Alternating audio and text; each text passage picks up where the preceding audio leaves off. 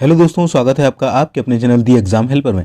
तो दोस्तों, इस वीडियो में मैं लेकर आ चुका हूं आपके लिए एक और नई भर्ती की अपडेट, जो कि आपकी निकल कर आ रही है इंडियन पोस्ट ऑफिस की तरफ से, यानी कि भारतीय डाक विभाग की तरफ से, जिसमें आपकी 3 प्रकार की पोस्ट निकाली हुई हैं उन्होंने।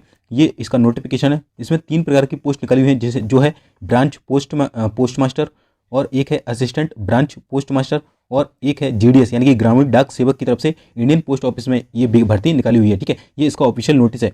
दोस्तों, यहाँ पर हम इस वीडियो में देखेंगे कि क्या क्या एलिजिबिलिटी क्राइटेरिया रखा गया है। ठीक है, सिलेक्शन प्रोसीजर क्या रहने वाला है, एज, फीस, मेडिकल होगा या नहीं होगा, एग्जाम कैसे होगा, सैलरी, जॉब प्रोफाइल क्या रहने वाली है, कुल पद तो इतने आपको दिख रहे होंगे, 10th पास ये वैकेंसी रहने वाली है। तो चलिए दोस्तों, वीडियो को बिना देरी के स्टार्ट कर लेते हैं। तो दोस्तों, यहाँ पर हम फुल डिटेल देखने वाले हैं, जिसके तहत हम देखेंगे कि पोस्ट कितनी है, यानी पोस्ट कौन सी निकली हुई है, अप्लाई करने की डेट, आवेदन की तिथि क्या है, नंबर ऑफ वैकेंसी कितनी है, एलिजिबिलिटी यानी कि एजुकेशन क्वालिफिकेशन यानी कि जो योग्यता है वो क्या मांगी गई है, एज क्या रखी गई है, फीस कितनी देनी होगी, सिलेक्शन प्रोसीजर यानी कि चयन प्रक्रिया होने वाली है वो क्या रहेगी, फिजिकल या मेडिकल में क्या होने वाला है, सैलरी कितनी मिलेगी, साथ ही साथ जॉब प्रोफाइल यानी कि आपको काम क्या करना पड़ेगा। सबसे पहले हम देख लेते हैं जो आपकी भर्ती निकल कर आ रही है वो है इंडियन पोस्ट ऑफिस की तरफ से, यानी कि भारतीय डाक विभाग की तरफ से। ठीक है, जिसके तहत आपकी जो पोस्ट है वो है जीडीएस यानी कि ग्रामीण डाक सेवक की पोस्ट है, जिसमें आप बीपीएम यानी कि ब्रांच पोस्ट मास्टर या असिस्टेंट ब्रांच पोस्ट मास्टर के पदों पर नियुक्त होने वाले हैं। ऑल इंडिया की ये वैकेंसी है, जिसमें मेल एंड फीमेल कोई भी कैंडिडेट अप्लाई कर सकता है। ठीक है, ग्रामीण डाक सेवक। नेक्स्ट देख लेते हैं इसकी जो आवेदन तिथि है, यानी कि कब से इसके फॉर्म भरना स्टार्ट होंगे। तो इसके जो फॉर्म भरना स्टार्ट होंगे वो होंगे 2 मई से स्टार्ट हो चुके हैं, और इसकी जो लास्ट डेट है वो है 5 जून 2022। तो उसके पहले आप इसका फॉर्म भर दीजिएगा। चलिए, नंबर ऑफ वैकेंसी यानी कि टोटल नंबर ऑफ वैकेंसी पद देख लेते हैं। तो दोस्तों, इसमें जो वैकेंसी है वो काफ़ी ज़्यादा है दोस्तों। बहुत समय के बाद इतनी मात्रा में जो है वैकेंसी निकली है, ये आपके लिए गोल्डन अपॉर्चुनिटी होने वाली है। अगर आपको इसमें सिलेक्शन चाहिए तो ये पूरा वीडियो ध्यान से देखिएगा, पूरी डिटेल बताने वाला हूँ कैसे क्या आपको सिलेक्शन लेना होगा। तो नंबर ऑफ वैकेंसी जो है 38,926, जो कि अपने आप में काफ़ी ज़्यादा वैकेंसी हो जाती है। ठीक है, चलिए अगला है कि एजुकेशन क्वालिफिकेशन यानी कि एलिजिबिलिटी क्या रखी गई है। तो इसमें 3 तरह की एलिजिबिलिटी यानी कि योग्यता मांगी है। सबसे पहले तो आपको 10th पास होना चाहिए, जिसमें आपके 10th में मैथ्स और इंग्लिश सब्जेक्ट कंपलसरी होना चाहिए, यानी कि जो आपकी मार्कशीट है उसमें मैथ्स और इंग्लिश जो सब्जेक्ट है वो आपका होना चाहिए। दूसरा, जो आपको लोकल लैंग्वेज है या भाषा है, जिस भी स्टेट में आप अप्लाई करेंगे, यानी कि अलग अलग स्टेट में ये वैकेंसी है ऑल इंडिया की। तो अगर आप मान के चलिए एमपी से बिलोंग करते हैं और अगर आप कर्नाटक में इसका फॉर्म भरते हैं, तो वहाँ की आपको भाषा आना चाहिए, तभी आप उसका फॉर्म भरिए, क्योंकि यहाँ पर लैंग्वेज टेस्ट होने वाला है अगर आप अदर स्टेट में भरते हैं। ठीक है, तो ध्यान रखिएगा, लोकल लैंग्वेज या भाषा आपको आनी चाहिए जिस स्टेट में आप अप्लाई कर रहे हो। ठीक है, तीसरा है कि आपको साइकिलिंग आना चाहिए, यानी कि साइकिल चलाना जो है आपको आना चाहिए अच्छी तरीके से, या फिर आपको कोई भी बाइक या स्कूटर चलाना आता है तो आपको वो कंसीडर कर लेंगे वहाँ पर। ठीक है, तो ये 3 चीज़ें हैं जो कि आपके पास होनी चाहिए, तभी आप इसका फॉर्म भर सकते हैं। ठीक है, अगला जो है एज यानी कि आयु क्या मांगी गई है। तो दोस्तों, आयु की बात करें तो इसमें जो मिनिमम एज है, यानी कि जो 18 साल के जो व्यक्ति हैं उसका फॉर्म भर सकते हैं, और जो मैक्सिमम एज है वो है 40 साल तक, और 5 जून 2022 तक इसकी गणना की जाएगी। आयु में छूट की बात करें तो SC ST को 5 साल की और OBC को 3 साल की यहाँ पर छूट देखने को मिलेगी। चलिए, अगला है दोस्तों फीस की बात करें तो दोस्तों, फीस की बात करें तो जनरल OBC और EWS के लिए यहाँ पर 100 रुपीज़ फीस रखी गई है। वहीं SC ST या फीमेल या जो PWD कैंडिडेट्स होते हैं उनके लिए 0 रुपये यानी कि 0 रुपये यहाँ पर फीस रखी गई है।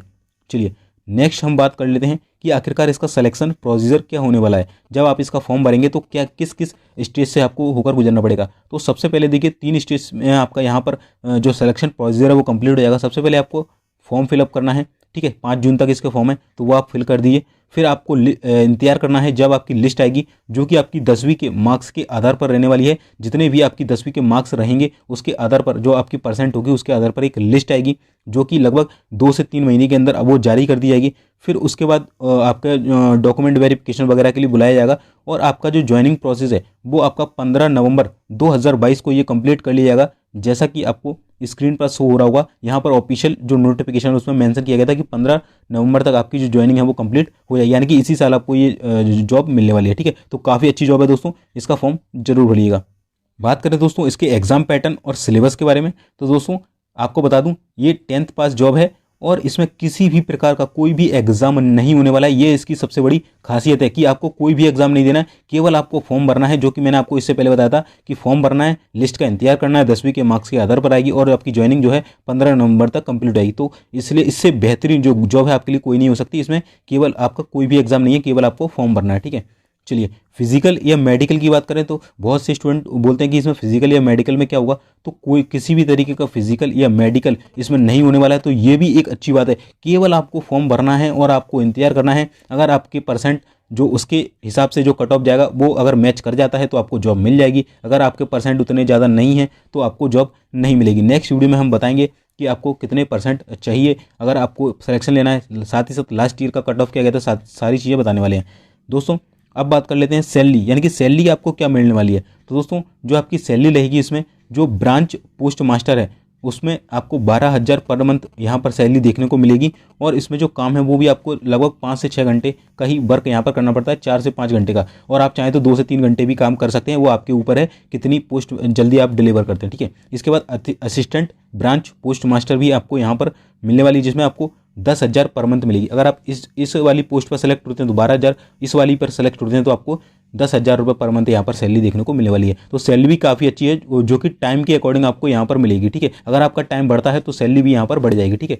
चलिए दोस्तों नेक्स्ट जो हमारा पॉइंट है वो है जॉब प्रोफाइल, कि आखिरकार आपको इसमें काम क्या करना होगा। जब आपका सिलेक्शन हो जाएगा, सारी चीज़ें हो जाएंगी, तो आपको काम क्या करना पड़ेगा। काफ़ी सारे जो स्टूडेंट हैं उनके मन में डाउट है, क्योंकि यहाँ पर 2 से 3 तरीके की पोस्ट हैं, जैसे BPM है, ABPM है और साथ ही साथ ग्रामीण डाक सेवक है। तो इसमें काम क्या करना होगा, चलिए मैं आपको इसके ऑफिशियल जो नोटिफिकेशन है उसमें बता देता हूँ। तो दोस्तों देखिए आपको यहाँ पर दिख रहा होगा जॉब प्रोफाइल लिखा हुआ है, ये ऑफिशियल नोटिफिकेशन का है, जिसमें आपकी पोस्ट है BPM यानी कि ब्रांच पोस्ट मास्टर।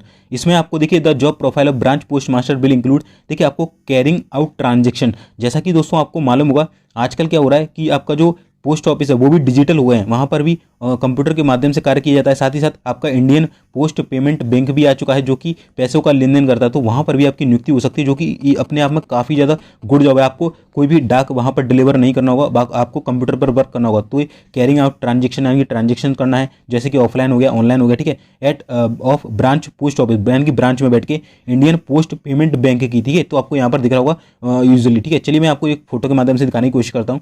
तो देखिए कुछ इस प्रकार से आपको ऑनलाइन वर्क, ये तो ऑफलाइन है, ठीक है। इस प्रकार से देखिए आपको यहाँ पर देखिए ये पोस्ट ऑफिस जो पेमेंट बैंक वाला है ना, इंडियन पोस्ट पेमेंट बैंक, तो इस तरीके का आपको जॉब है। मोबाइल से आप कार्य कर सकते हैं वहीं पर बैठ के, या फिर किसी के घर पर जाकर उससे मोबाइल से कांटेक्ट करके उसमें पेमेंट वगैरह लेना, ये सब काम आपको दिया जा सकता है, ठीक है। क्योंकि अब क्या हो गया, इंडियन पोस्ट पेमेंट बैंक यानी कि आपका जो पोस्ट ऑफिस है वो डिजिटली हो गया, ठीक है। तो आपको ऑफलाइन और ऑनलाइन दोनों ही काम यहाँ पर दिए जा सकते हैं। तो आपको काफ़ी अच्छे से समझ में आ रहा होगा, ठीक है। दूसरा जो हमारा वर्क यहाँ पर रहेगा वो होगा मार्केटिंग ऑफ पोस्टल प्रोडक्ट्स, यानी कि जो कि आपके स्टाम्प वगैरह होते हैं या फिर कोई भी आपके पोस्ट है तो उसको सेल वगैरह करना है ना, पोस्ट के जो आपके वो लिफाफे वगैरह होते हैं उनको देना, ठीक है। इंडियन पोस्ट पेमेंट बैंक की सर्विसेज प्रोवाइड करवाना, वेरियस सोर्सेज प्रोवाइड करवाना, कस्टमर सर्विस सेंटर यानी कि फ़ोन पर बात करना, ठीक है।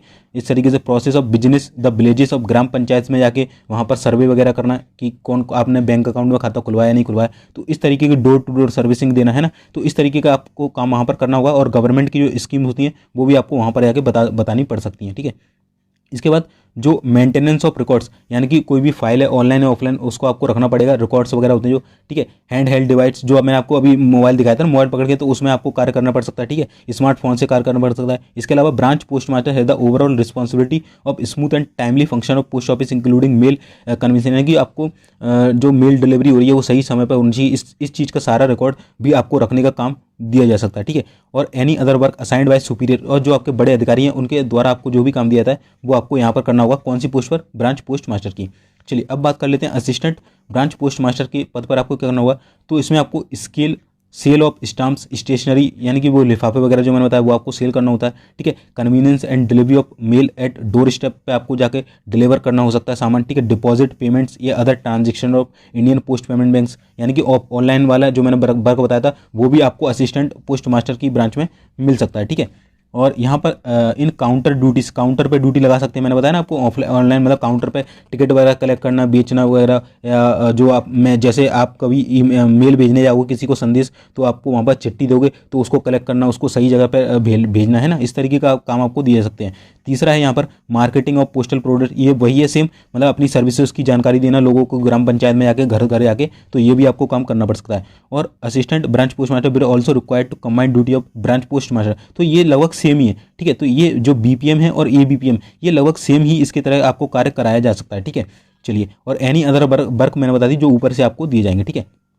और इसके अलावा जो डाक सेवक है उसकी देख लेते तो Dak Sevak will be engage in departmental office like sub post officer, ठीक है, offices, head post office. The job profile of Dak Sevak will include sale of stamp stationery, तो ये असिस्टेंट ब्रांच पोस्ट मास्टर का ही काम है ना, सिलेवरी और मेल की डिलीवरी वगैरह करना, ठीक है, डोर स्टेप और पेमेंट्स ट्रांजेक्शंस वगैरह, है ना, ये सारे मतलब लगभग जो सारे काम है वो सेम ही है, ठीक है। Dak Sevak may have to work in sorting office of railway mail services, यानी कि जो रेलवे के द्वारा सर्विसेज मेल वगैरह भेजाते हैं वो आपको कलेक्ट करने होंगे, है ना, एक दूसरे से दूसरे का भेजना होगा, साथ ही साथ स्टाम्प वगैरह सेल वगैरह करना, ठीक है, ये मैंने बता दिया। और डाक Sevak will also assist post master, ठीक है ना, असिस्टेंट पोस्ट मास्टर और सब पोस्ट मास्टर, तो मैंने बताया ये लगभग तीनों जो पोस्ट हैं आपको सेम ही काम करना होगा, बट अगर एक ही ऑफिस में तीनों लोग हैं तो आपको फिर वहाँ पर कैटेगरी देखने को मिलेगी, आपको थोड़ा कम उससे काम करना पड़ेगा, ठीक है। और तो आपको आई होप ये आपको काम समझ में आ गया होगा। इस तरीके की साइकिल है आपको सामान देने, ठीक है, जन सेवा, डाक सेवा, है ना, पोस्ट ऑफिस की घर घर जाके डाकिया बताना मतलब क्या कौन सी पोस्ट है ना, इस तरीके से आपको यहाँ से पोस्ट कलेक्ट करना है और फिर उसको ऑफिस में जाके रिकॉर्ड बनाना, फिर यहाँ पर सेल सर्विसेज देना घर घर जाकर, ठीक है। इस तरीके से आपको देखना है कि लिफाफा किसका है, किसको देना है, इस वाले घर में या इस वाले घर में, ठीक है। इस तरीके से आपको चीज़ें देखिए, आपके दरवाजे पर बैंक लाया, सर्विसेज देना लोगों को, तो ये चीज़ें आपको करनी होंगी। या फिर आपको जो ऑफिस होता है वहाँ पर बैठकर ये इस तरीके की चीज़ें करना कि कौन सी पोस्ट है, है ना, किस किस की पोस्ट है, इस तरीके की रिकॉर्ड बनाना। और ये मैंने बताई दिया कि आपको जो स्मार्टफोन्स वगैरह है वहाँ से भी आपको कार्य दिया जा सकता है, और ये आपको बताई दिया ऑनलाइन वगैरह, ठीक है, ग्रामीण डाक सेवक है, और इस तरीके के आप तो डिवाइस दे दिए उन्होंने, तो इस तरीके की चीज़ें आपको यहाँ पर दी जाएंगी। अगर आपके पास साइकिल या मोटरसाइकिल या स्कूटर है तो आप उससे भी पोस्ट यहाँ पर लगा सकते हैं, ठीक है। चलिए, तो दोस्तों यहाँ पर मैंने आपको पूरी ही डिटेल में जानकारी दे दी है। अगर आपका कोई भी डाउट रहता है तो आप कमेंट के माध्यम से पूछ सकते हैं। और नेक्स्ट वीडियो जो हमारा रहेगा दोस्तों, लास्ट ईयर कट ऑफ क्या था उस पर रहेगा, साथ ही साथ मेरिट लिस्ट इस बार कितने नंबर पर जा सकती है, कितने % होने चाहिए आपके, तब आपका सिलेक्शन होगा। साथ ही साथ आपको सैलरी, नेक्स्ट वीडियो जब आएगा उसमें बताऊंगा कि आपको जो सैलरी मिलती है 12,000, उसके अलावा क्या क्या मिलेगा, क्या क्या सुविधाएं मिलेंगी, घर मिलेगा या नहीं मिलेगा, ठीक है, हाउस रहने को, और भी कैसे, और जो जॉब परमानेंट है या नहीं, ये सारी ही डिटेल में बात करेंगे। तो उसके लिए सिंपली आपको क्या करना है, चैनल को सब्सक्राइब कर लेना है और जो बेल का बटन है उसको दबाकर रख लेना है, किसी भी तरह की जो भी अपडेट होगी आप मिस ना कर सकें। तो चलिए दोस्तों, इतना ही रखते हैं इस वीडियो में, तब मिलते हैं फिर नेक्स्ट वीडियो में। तो चलिए, जय हिंद, जय भारत।